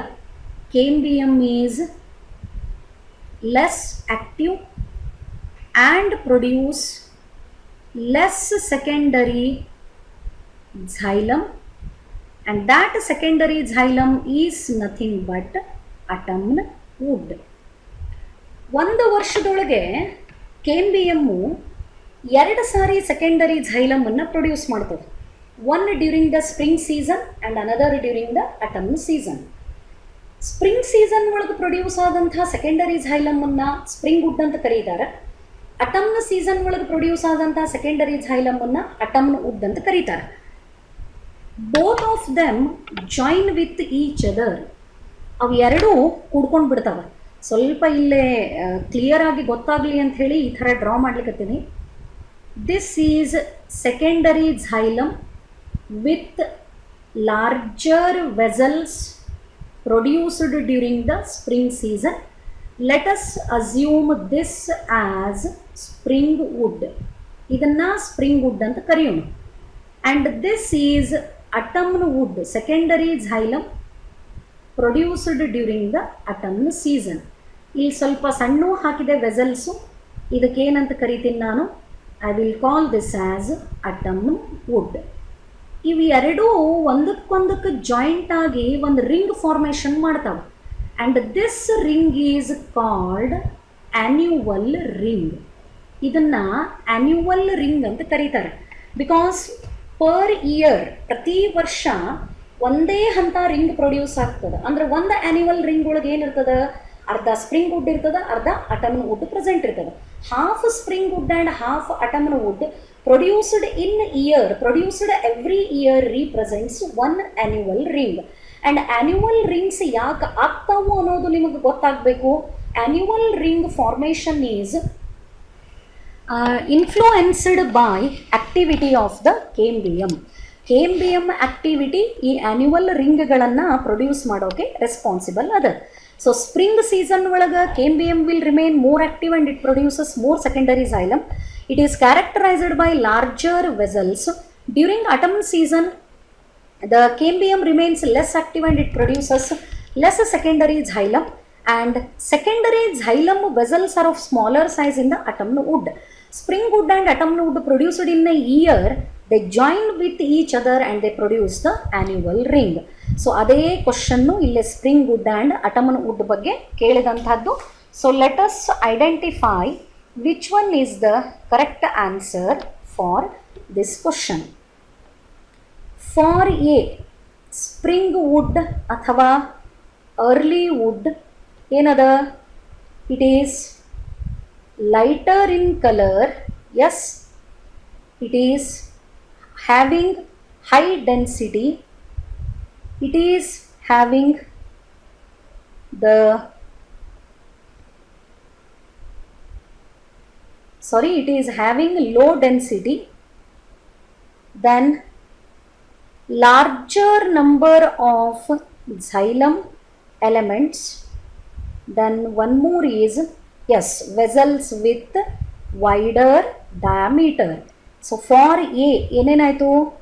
ಸ್ಪ್ರಿಂಗ್ ವುಡ್ಡಿಗೆ ಲೈಟರ್ ಇನ್ ಕಲರ್ ಒಂದು ನೆನ್ಪಿಟ್ಕೋಬೇಕು, then low density Then large number of xylem elements, vessels with wider cavity. So which is the right answer? Here it is C. ಯಾಕಂದ್ರೆ ಏಕ ಇವು ಅಷ್ಟು ಆಪ್ಷನ್ಸು ಕರೆಕ್ಟ್ ಅವ. Remaining options are for the atomn wood or late wood. Atomn wood is having high density. Atomn wood is darker in color. Atomn wood contains less number of xylem elements and vessels with small cavity. So this becomes option for B. So the right option for this one is option C. Then moving to some critical thinking type of questions. I think 7 or 8 questions I have selected. Let me explain those. Trees at sea do not have annual rings because, remember, in any plant to produce the annual ring, there must be marked climatic change. Temperature influence, season influence must be very marked. Climatic conditions ಬಹಳಷ್ಟು constant ಆಗಿ ಉಳಿದಾಗ annual ring formation ಆಗಲಿಕ್ಕೆ ಸಾಧ್ಯನೇ ಇಲ್ಲ. ಎಲ್ಲಿ climatic conditions ಬಹಳಷ್ಟು distinct ಇರ್ತಾವ, ಎಲ್ಲಿ climatic influence ಭಾಳ ಇರ್ತದೆ, ಚೇಂಜ್ ಆಗ್ತಾನೆ ಇರ್ತದೆ, ಅಂತಲ್ಲಿ ಮಾತ್ರ ನಾವು ಏನು ನೋಡಬಹುದು, we can see the development or formation of, better term is formation of annual rings. There for this question the right option is there is no marked climatic variation. Due to the absence of marked climatic changes, ಯಾವಾಗಲೂ temperature ಸಿಗ್ತಾನೆ ಇರ್ತದೆ. Constant temperature is available near the seas shore and sea area, so that there will be no formation of annual rings. So annual ring ಆದರೆ ಈ ಥರ ಒಂದೊಂದೇ, here you can count also 1 2 3 like that. Every circular structure in the image represents annual ring. And ಇದಕ್ಕೆ annual ring ಅಂತ ಯಾಕೆ ಕರಿಬೇಕು ಅಂದ್ರೆ ವರ್ಷಕ್ಕೆ ಒಂದೇ ಒಂದು ಈ ಥರದ ರಿಂಗ್ ಫಾರ್ಮೇಷನ್ ಆಗ್ತದೆ. And in the ring half of the wood is spring wood and half of the wood is atomn wood. Spring wood is the secondary xylem produced during spring season and atomn wood is secondary xylem produced during the autumn season. Then when we peel the skin of potato tuber, we remove. ಇದು ನಾವು ಮಾಡ್ತೀವಿ, ಇದೇನು question ಹಿಂಗೆ discuss ಮಾಡ್ಲಿಕ್ಕತ್ತಾರ madam ಅಂತ ಅನ್ನಿಸ್ಬಹುದು. ಪೊಟ್ಯಾಟೋದ ಮೇಲಿನ ಸಿಪ್ಪೆ ನಾವು ಏನು ತೆಗಿತೀವಿ, actually that peel is representing periderm. ಆವಾಗಲೇ ಒಂದ್ಸರಿ ಬಂದಿತ್ತಿದು periderm. It is the protective covering produced as a result of extra stelar secondary growth made up of cork, cambium and secondary cortex. So the right answer for this one is periderm. Potato represents modified underground stem for the storage of food material, so that here we can see the formation of periderm. This is potato peel. Then yes, a student was given a tissue to observe under the microscope. He observes the tissue and concludes that the tissue is a type of simple plant tissue. Tissue is a simple plant tissue. It provides mechanical support to young stem. Petiole of the leaf. Identify the tissue. Interesting question. ಒಂದು ಸ್ಟೂಡೆಂಟಿಗೆ ಒಂದು ಟಿಶ್ಯೂನ ಕೊಟ್ಟಿರ್ತಾರೆ, laboratory ಒಳಗೆ observe ಮಾಡಿ ಅದು ಯಾವುದು ಅಂತ identify ಮಾಡೋಕ್ಕೆ. ಎಲ್ಲ ಐಡೆಂಟಿಫಿಕೇಷನ್ ಅಬ್ಸರ್ವೇಷನ್ ಮಾಡಿದ ಮೇಲೆ ಸ್ಟೂಡೆಂಟ್ ಏನಂತ ಡಿಸೈಡ್ ಮಾಡ್ತಾನೆ, ಆ ಕೊಟ್ಟಂಥ ಟಿಶ್ಯೂ ಸಿಂಪಲ್ ಟಿಶ್ಯೂ ಅದ ಆ್ಯಂಡ್ ಅದು ಮೆಕ್ಯಾನಿಕಲ್ ಸಪೋರ್ಟನ್ನು ಕೊಡ್ಲಿಕ್ಕತ್ತದ. ಯಾವ ಪಾರ್ಟ್ಗಳಿಗೆ ಕೊಡ್ಲಿಕ್ಕತ್ತದ? To the end stem and petiole of the leaf. If the mechanical support is given to smaller parts of the plant body and the tissue is a simple tissue ada but smaller parts, not to the entire stem, young stem kodlikattada, not to the old stem. Petiole is the stalk of leaf. ಸಣ್ಣ ಭಾಗಗಳಿಗೆ mechanical support ಕೊಡ್ಲಿಕ್ಕತ್ತದ ಅಂದರೆ no doubt that tissue is nothing but collenchyma. Sclerenchyma is also providing mechanical support but to the larger parts of the plant body, and collenchyma provides mechanical support to small parts of the plant body such as petiole of the leaf and young stem. Then moving to the next question. Cambium is considered as a lateral meristem because it gives rise to lateral branches, it causes increase in girth, it increases the height and diameter of the plant, it adds bulk of the plant. See, lateral branches are produced by the activity of intercalary meristem. Intercalary meristem andre yavudu? The meristem which is present in between two patches of permanent tissue. It increases height and diameter. Height is increased by apical meristem. Bulk of plant, completely irrelevant option. Then which one is the right answer? ಯಾಕೆ ಕೇಂಬಿಯಮ್ಮಿಗೆ lateral meristematic tissue ಅಂತ ಕರಿಬೇಕು? Because it increases the girth. Girth is nothing but diameter. Diameter of the ಸ್ಟೆಮ್ಮನ್ನು increase ಮಾಡೋಕೆ cambium help ಮಾಡ್ತದೆ. ಅದಕ್ಕೆ ಇದನ್ನು lateral ಮೆರಿಸ್ಟೆಮ್ ಅಂತ define ಮಾಡ್ತಾರೆ. Next, trees growing in desert will. ಆಗಲೇ ಸೀ ಶೋರ್, ಸಮುದ್ರದ ದಂಡೆ ಮೇಲೆ ಬೆಳೆಯುವಂಥ ಗಿಡಗಳಿಗೆ ಆ್ಯನ್ಯುವಲ್ ರಿಂಗ್ ಇರ್ತದೋ ಇಲ್ಲೋನೋ ಅಂತ ಪ್ರಶ್ನೆ ಇತ್ತು. ಇಲ್ಲೇ ಟ್ರೀಸ್ ಗ್ರೋಯಿಂಗ್ ಇನ್ ಡೆಸರ್ಟ್, ಮರಳು ಭೂಮಿ. ಒಂದು ಸ್ವಲ್ಪ ನೀವು ಎಕ್ಸ್ಪ್ಲೇನ್ಡ್ ಪಾರ್ಟನ್ನು ರಿಕಾಲ್ ಮಾಡಿಕೊಂಡ್ರೆ ನೀವೇ ಆನ್ಸರನ್ನು ಡೈರೆಕ್ಟಾಗಿ ಹೇಳ್ಬೋದು. Desert is it characterised by rainy season? Spring season ಇರ್ತದ? ಇಲ್ಲವೇ ಇಲ್ಲ. ಸ್ಪ್ರಿಂಗ್ ಸೀಸನ್ನೇ ಇಲ್ಲ, ಬರೀ ಟೆಂಪ್ರೇಚರ್ ಮಾತ್ರ ಸಿಗ್ಲಿಕ್ಕತ್ತದಂತಂದ್ರೆ ಅಲ್ಲೇ ಕೇಂಬಿಯಮ್ ಆಕ್ಟಿವಿಟಿ ಚೇಂಜ್ ಆಗಲಿಕ್ಕೆ ಸಾಧ್ಯನೇ ಇಲ್ಲ. Cambium activity is influenced by changes in the seasons. But in desert only high temperature is present, so that desert plants do not show annual rings. ಅಲ್ಲಿ ಯಾವ ಆ್ಯನ್ಯುವಲ್ ರಿಂಗ್ದ ಫಾರ್ಮೇಷನ್ನು ನಮಗೆ ನೋಡಲಿಕ್ಕೆ ಸಿಗಲ್ಲ. Desert plants do not show the annual ring because of the absence of spring season. Then moving to 23rd question. Again it is interesting. Which type of the plant tissue is being described by the given statements? ಇಲ್ಲೇ 1 to 4 4 ಸ್ಟೇಟ್ಮೆಂಟ್ಗಳನ್ನು ಕೊಟ್ಟದ. ಈ ಕ್ಯಾರೆಕ್ಟರ್ಸನ್ನು study ಮಾಡಿದರೆ ಇದು ಯಾವ tissue ಬಗ್ಗೆ ಹೇಳಿಕತ್ತದ ಅಂತ identify ಮಾಡಬೇಕು. It consists of long narrow cells with thick lignified cell walls having few or numerous pits. Cell ತುಂಬ long ಅದ, ಅದಕ್ಕೆ ಥಿಕ್ಕ ಲಿಗ್ನಿಫೈಡ್ ಸೆಲ್ ವಾಲ್ ಅಂದ್ರೆ ಲಿಗ್ನಿನ್ ಡೆಪಾಸಿಟ್ ಆಗ್ಯದ. ಸ್ವಲ್ಪ ಅಥವಾ ಬಹಳಷ್ಟು ಪಿಟ್ಸು ಅಂದರೆ ಹೋಲ್ಸು ಅದರ ಮೇಲೆ ಪ್ರೆಸೆಂಟ್ ಅವ. They are dead at maturity without protoplast. Obvious lignin deposition ಆಯಿತು ಅಂದ್ರೆ in and out movement of the water is completely prevented, so that cells at maturity become dead. On the basis of variation in form, structure, origin and development, it may be either fiber or sclerid. ಸಾಕಲ್ಲ ಇದೊಂದು term. ಅದರದ್ದು ಸೆಲ್ಲದ shape ಮತ್ತು ಅದರದ್ದು ಫಂಕ್ಷನನ್ನು ನೋಡಿಕೊಂಡು ಅದರೊಳಗೆ 2 type ಅಂತ define ಮಾಡೋಕ್ಕೆ ಬರ್ತದಂತ ಕೊಟ್ಟದ statement, fibre and sclerid. It provides mechanical support to the organ.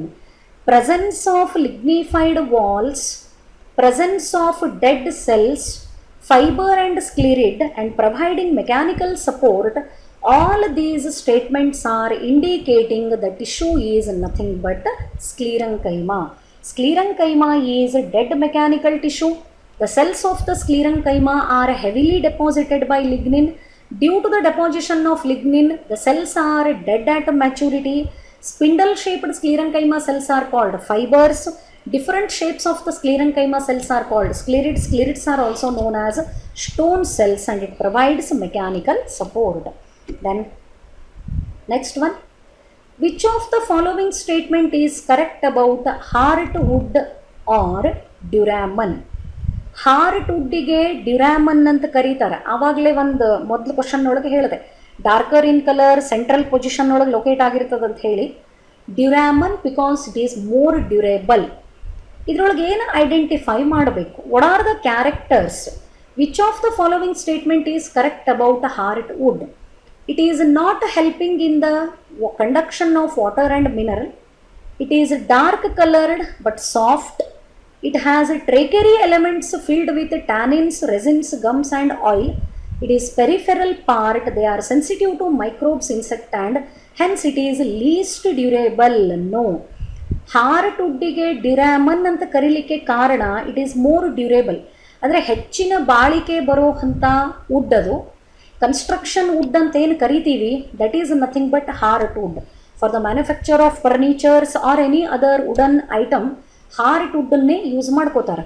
Heart wood ಒಳಗೆ ಎಲ್ಲ ಎಲಿಮೆಂಟ್ಗಳು ಬ್ಲಾಕ್ ಆಗಿರ್ತಾವೆ. ಯಾಕೆ?